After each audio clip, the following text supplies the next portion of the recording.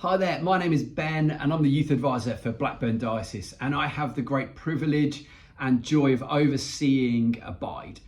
And so I have got this wonderful task of filming a video that unpacks the passage that we're looking at today in this follow-up session, which is Luke 19 verses 1 to 10.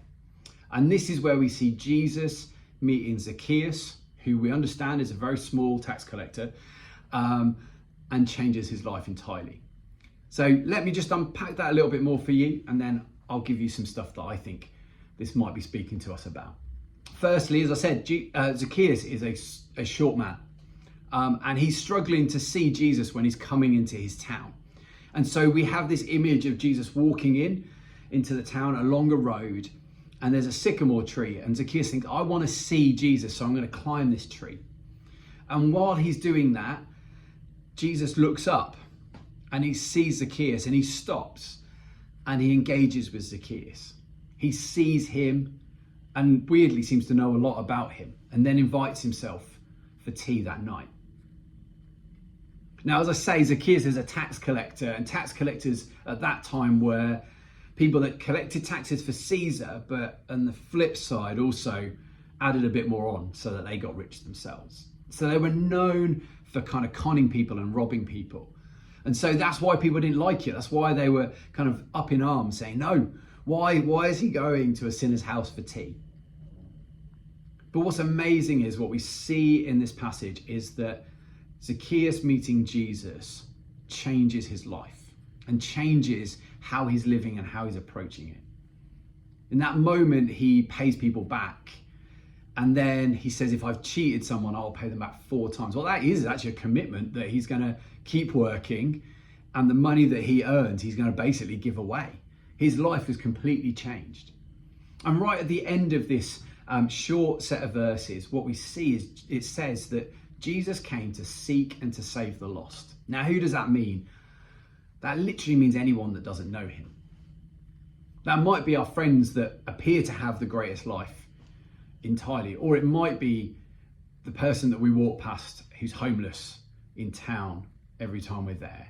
Maybe it's people that we know that are struggling in life. They've got difficult things going on, tough situations that are not of their doing or even of their own doing. That means people that are stuck in addiction, lots of different people with great lives or really difficult lives. They're the people that Jesus comes for. And so what does that mean for us? Firstly, like Zacchaeus, Jesus sees us. He sees us, he knows us, and most importantly, he loves us. And actually what this story tells us is that when we meet him, our lives change. It may not be like an overnight Zacchaeus moment where everything changes. But slowly but surely, as we let Jesus into our lives, as we get to know him, he changes us, and he changes the way we approach life and how we feel about life. More than anything, sometimes the stuff going on around us doesn't change, but instead he puts a hope and a joy into our hearts in the midst of our situation, that we can see who we are and whose we are, and therefore can live out a life fully. And therefore, what that means is that if we don't know him, if you're watching this and you're like, oh, this Jesus guy you keep talking about, there is an invitation open to each one of us to know Jesus for ourselves. So the question today is, have you accepted that invitation? Or would you like to today? There's also a little bit in this passage, I think, for those of us that go, yes, I have accepted that invitation. See, Jesus comes to seek and to save the lost. And that means, as I've said, anyone who doesn't know him yet.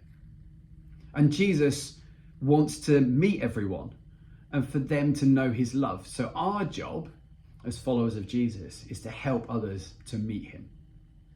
So 2 questions for you as I close out this little unpack for you.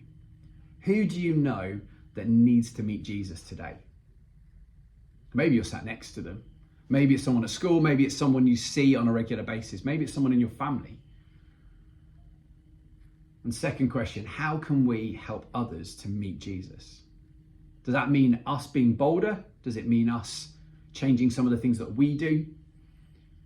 Or maybe we just need to tell people that we go to church on a Sunday and open up that conversation.